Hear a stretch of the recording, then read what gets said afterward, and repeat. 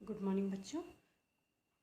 कल हमने समानता श्रेणी को समझा था कि कैसे समानता श्रेणी की हम जांच करेंगे कि ये समानता श्रेणी है या नहीं है, या समांतर श्रेणी के आगे के पद कैसे निकालते हैं। ये 2 प्रकार के क्वेश्चन हमने कर दिए हैं। आज हम जो करेंगे उसमें हम निकालेंगे समांतर श्रेणी का nवां पद। nवां पद का मतलब है कि कोई भी पद का नंबर दे रखा होगा वो पद हमें निकालना है। तो अगर किसी समांतर श्रेणी के प्रथम पद को हम ए से रिप्रेजेंट करते हैं, सार्वंतर को डी से, तो जो एक ऐसी समांतर श्रेणी है जिसका प्रथम पद ए है, सार्वंतर डी है, तो इस समांतर श्रेणी का जो nवां पद होगा उसको हम ए एन से डिनोट करेंगे। तो a n is equal to हो जाएगा a plus N minus 1 into d. A n की जगह पे है जो पद हमने निकालना है।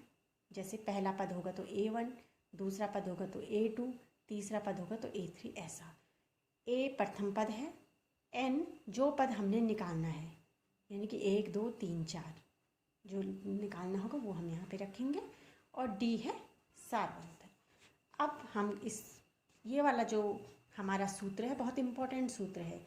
किसी भी समांतर श्रेणी का nवां पद का जो सूत्र है वो है a n is equal to a plus N minus 1 into d. आप ये मान के चलिए कि यहाँ से आपकी समांतर श्रेणी शुरू हो रही है।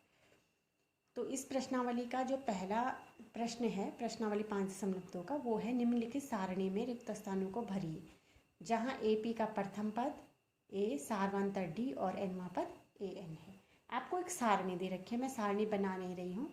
उस सारणी में जितने भी पार्ट हैं हम पार्ट के हिसाब से क्वेश्चन करते हैं। सारणी का जो पहला पार्ट है उसमें ए इज इक्वल टू 7 दे रखा है, डी इज इक्वल टू 3 दे रखा है, एन इज इक्वल टू 8 दे रखा है, और ए एन आपने निकालना है। ए एन का मतलब है कि ए 8 आपने निकालना है, 8वां पद आपने निकालना है। तो ए पी के nवें पद का सूत्र a n is equal to a plus N minus 1 into d. तो ए एन की जगह पे हो जाएगा a eight is equal to 7 plus n की जगह पे है 8। ए की जगह पे था 7 तो हमने 7 लिखा, एन की जगह पे 8 है तो 8 माइनस 1, डी की जगह पे 3 दे रखा है, तो ए 8 इज इक्वल टू जाएगा 7 प्लस 8 में से 1 जाएगा तो 7 बचेगा, तो 7 गुणा गया 3, तो ए 8 इज इक्वल टू जाएगा 7 प्लस 7 या 21 होता है 21, तो ए 8 इज इक्वल टू 21 और 7 28। तो इस जो समांतर श्रेणी है इसका 8वां जो पद होगा वो 28 होगा। अब ये हमने निकाला है। आप चाहें तो इसको अपने प्रैक्टिस के हिसाब से भी कर सकते हैं। आप अपनी रफ कॉपी में हर पद को लिख सकते हैं और तब देखिए आपको सही लगेगा कि पहला पद 7 है, दूसरा पद इसमें 3 जोड़ के हो जाएगा 10, तीसरा पद हो जाएगा 13, चौथा पद हो जाएगा 16, 5वां पद हो जाएगा 19। ऐसे में आप इसको कर सकते हैं। इसी का मैं दूसरा पार्ट देखिए। दूसरा पार्ट है ए इज इक्वल टू -18, डी हमें पता नहीं है, डी हमें ज्ञात करना है। एन इज इक्वल टू दे रखा है 10 और ए एन इज इक्वल टू 0 है। A n is equal to 0 का मतलब है कि जो 10वां पद है वो 0 है। एन इज इक्वल टू 10 है, a n is equal to 0। N की जगह पे हम 10 रखेंगे तो वो हो जाएगा 0। तो ए पी का nवां पद a n is equal to a plus N minus 1 into d. तो a 10 is equal to -18 plus 10 minus 1 into d. A 10 कितना दे रखा है 0, तो 0 इज इक्वल टू -18 और 10 माइनस 1 9 डी।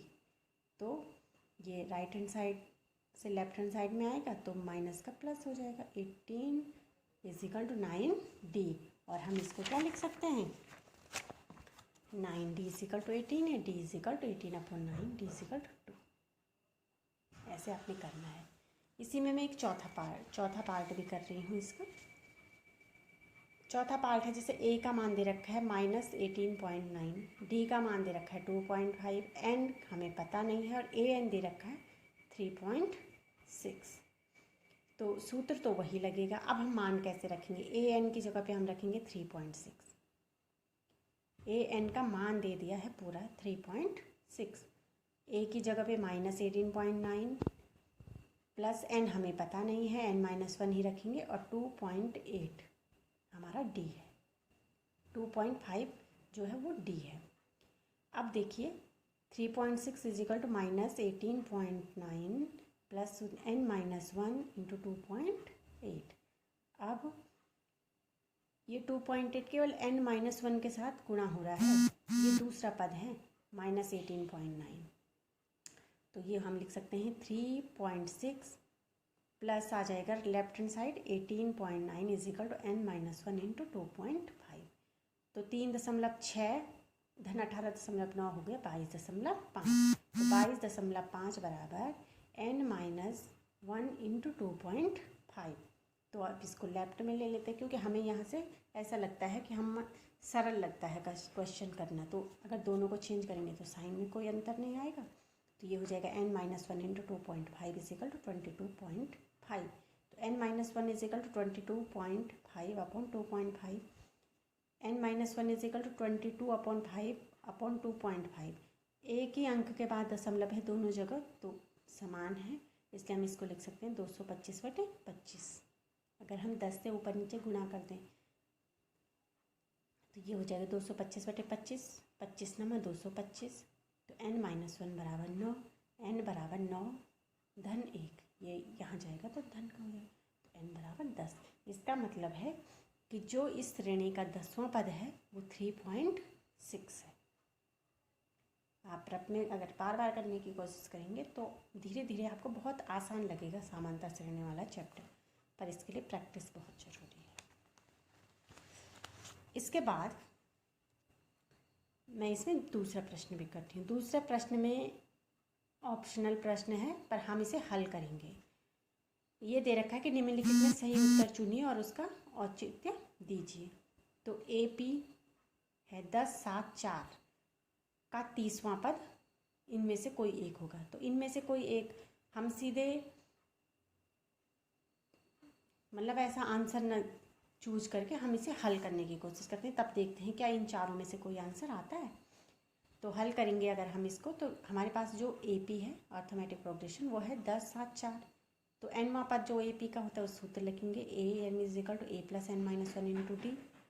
अब हम इसमें जो जो हमें दे रखा है वो हम लिखेंगे। देखो जैसे इसमें इस श्रेणी में पहला पद कौन सा है 10, तो A इज इक्वल टू 10। सार्वांतर कितना हो जाएगा, दूसरा पद ऋण पहला पद, तो 7 ऋण 10 यानी कि ऋण 3, तो A is equal to 10, D is equal to ऋण 3। तो AP का 30वां पद हम लिखेंगे A30 is equal to A की जगह पे हम लिखेंगे 10 प्लस N की जगह पे लिखेंगे 30 - 1 इंटू D की जगह पे -3। तो A30 is equal to 10 plus 30 - 1 29 into -3। तो A30 is equal to 10 - 29 into -3 को हम लिख सकते हैं -87। तो A30 इज इक्वल टू -77।